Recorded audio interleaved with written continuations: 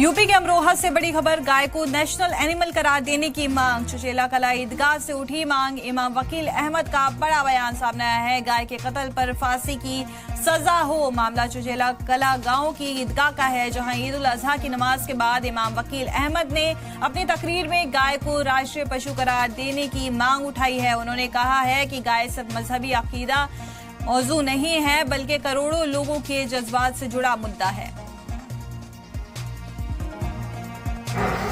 अपनी हुकूमत से ये मुतालबा करते हैं चुचेला कला की ईदगाह से कि गाय की कुर्बानी सिर्फ कुर्बानी प्रतिबंधित नहीं, बल्कि उसको चूंकि भावनाओं का मामला है, उसको राष्ट्रीय पशु घोषित किया जाएगी।